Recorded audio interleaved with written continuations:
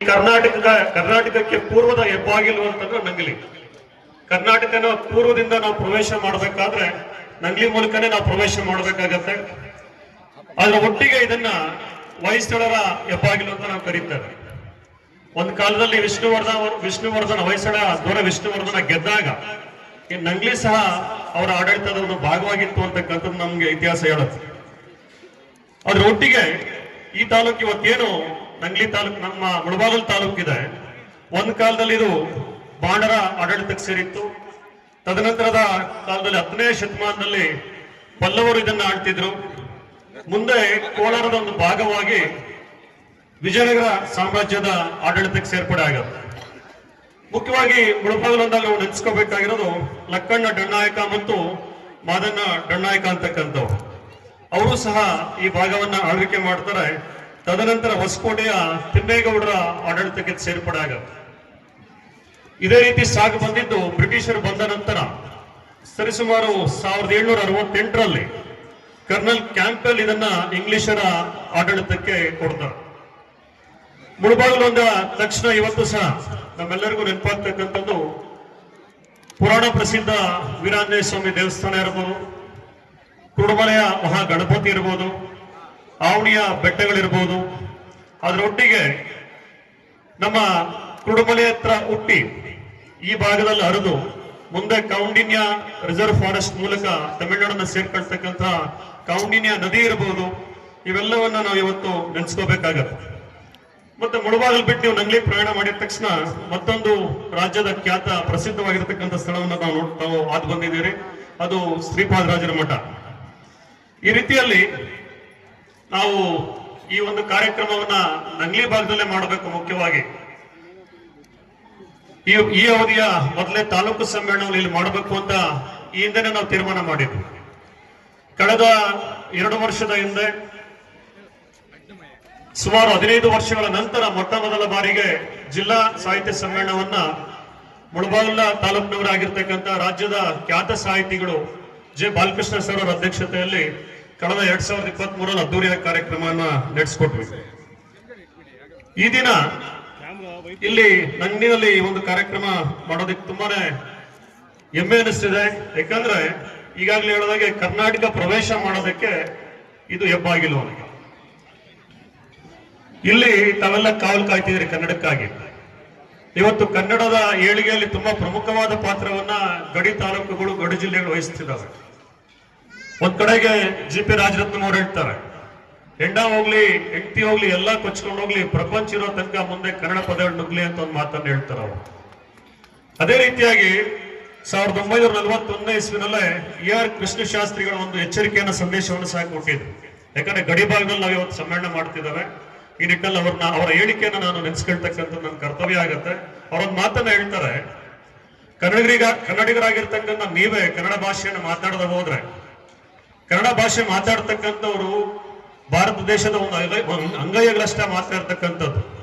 ದಕ್ಷಿಣ ಭಾರತದ ಒಂದು ಅಂಗೈಗಳಷ್ಟು ಜಾಗದಲ್ಲಿ ಮಾತ್ರ ಕನ್ನಡವನ್ನ ಮಾತಾಡ್ತಾರೆ. ನೀವೇ ಕನ್ನಡವನ್ನ ಮಾತಾಡದೆ ಹೋದ್ರೆ ಬೇರೆ ಯಾರೋ ಬಂದು ಇಲ್ಲಿ ಕನ್ನಡವನ್ನ ಮಾತಾಡೋದಿಲ್ಲ.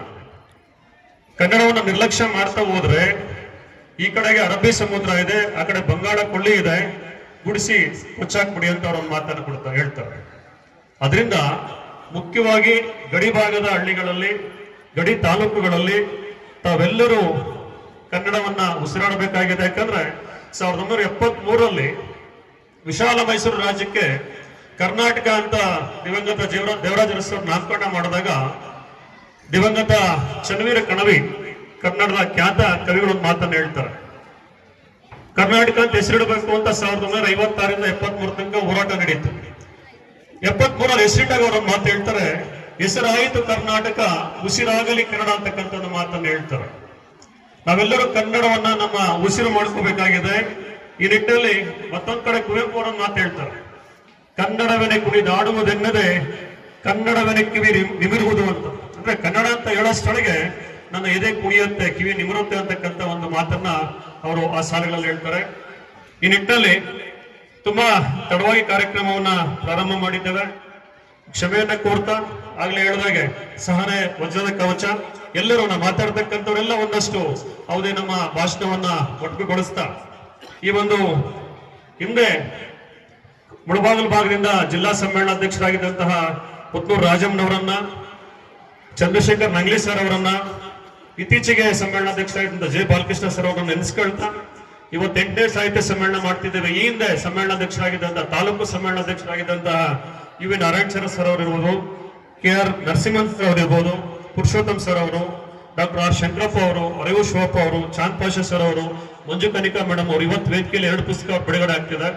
ಮುಳಬಾಗಿಲು ತಾಲೂಕಿನವರು ಹಲವಾರು ಪುಸ್ತಕಗಳನ್ನ ಅವರು ಸಾಹಿತ್ಯ ಕ್ಷೇತ್ರಕ್ಕೆ ಕೊಟ್ಟಿದ್ದಾರೆ. ಇವರೆಲ್ಲರನ್ನ ನೆನೆಸ್ಕೊಳ್ತಾ ಮುಖ್ಯವಾಗಿ ಇವತ್ತು ವೇದಿಕೆಯನ್ನು ಗಮನಿಸಿದಾಗ ತಮಗೆ ಒಂದು ಹೆಸರು ಕಾಣಿಸ್ತಿದೆ, ದಿವಂಗತ NS ಸುಬ್ಬಣ್ಣ ಅವರು.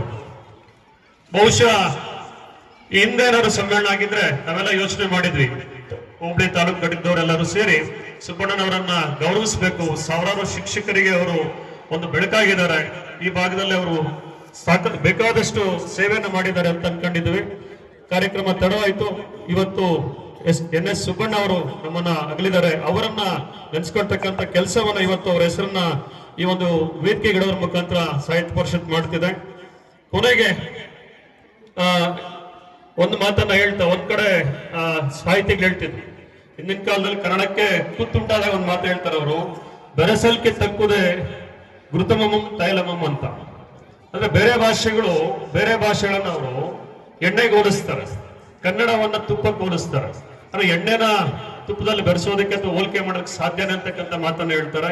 ಈ ನಿಟ್ಟಿನಲ್ಲಿ ನಂಗ್ಲಿ ಭಾಗದ ಹಾಗೂ ಮುಳಬಾಗಿಲು ತಾಲೂಕಿನ ಎಲ್ಲ ಕನ್ನಡ ಸಹೃದಯರು, ಶಿಕ್ಷಕರು ಇವತ್ತು ಕಾರ್ಯಕ್ರಮದಲ್ಲಿ ಭಾಗವಹಿಸಿದ್ದೀರಿ. ತಮ್ಮೆಲ್ಲರಿಗೂ ನನ್ನ ಆಶಯ ನುಡಿಯನ್ನ 4 ಮಾತುಗಳನ್ನ ಆಡೋದಕ್ಕೆ ಅವಕಾಶ ಕೊಟ್ಟಂತ ತಮ್ಮ ವೇದಿಕೆಯಲ್ಲಿ ಇರ್ತಕ್ಕಂಥ ಎಲ್ಲ ಗಣ್ಯರಿಗೂ ತಮಗೆ ವಂದಿಸ್ತಾ ಕಡೆಯದಾಗಿ 1-2 ಸಾಲ ನೀಡಿ ನನ್ನ ಮಾತನ್ನ ಮುಗಿಸ್ತಿದ್ದೇನೆ. ಸೂರ್ಯ ಚಂದ್ರರಿರುವ ತನಕ ಕನ್ನಡ ಬಾಳುತ್ತದೆ, ಭೂಮಿ ಬಾನು ಇರುವ ತನಕ ಕನ್ನಡ ಬೆಳಗುತ್ತದೆ, ನದ ನದಿ ಅರಿಯುವ ತನಕ ಕನ್ನಡ ಉಳಿಯುತ್ತದೆ ಅಂತಕ್ಕಂಥ ಒಂದು ಆತ್ಮವಿಶ್ವಾಸವನ್ನು ನನ್ನ ಮಾತನ್ನು ಮುಗಿಸ್ತೇನೆ. ಜೈ ಕರ್ನಾಟಕ ಮಾತು. ಇದುವರೆಗೂ ಕೂಡ